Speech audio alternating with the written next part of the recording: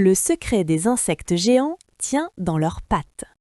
Imaginez un monde où les insectes ne tiennent pas dans votre main, mais sont aussi grands que des oiseaux. Ce n'est pas de la science-fiction, c'était la réalité il y a des millions d'années. À la fin de l'ère paléozoïque, l'air que respirait la Terre était beaucoup plus riche en oxygène qu'aujourd'hui. Résultat, certains insectes ont littéralement grandi jusqu'à devenir gigantesques, des libellules avec des ailes de la taille d'un faucon par exemple. Mais alors, pourquoi ces géants ont-ils disparu? La réponse se cache dans leur façon de respirer. Contrairement à nous, les insectes n'ont pas de poumons. Ils utilisent un réseau de petits tubes appelés trachées qui transportent directement l'oxygène jusqu'à leurs cellules.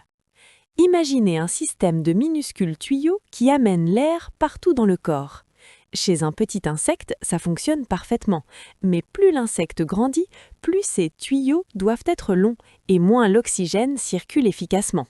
À l'époque où l'air était très riche en oxygène, ce problème passait inaperçu. Même avec des trachées longues, il y avait suffisamment d'oxygène pour alimenter tout le corps. Mais quand le niveau d'oxygène a chuté, ces géants n'ont plus pu survivre. Aujourd'hui, des scientifiques essaient de comprendre précisément ces limites.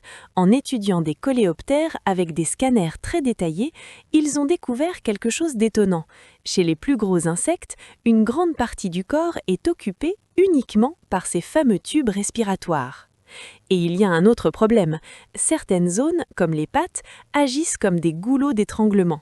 Un peu comme un embouteillage sur une autoroute, l'oxygène a du mal à passer.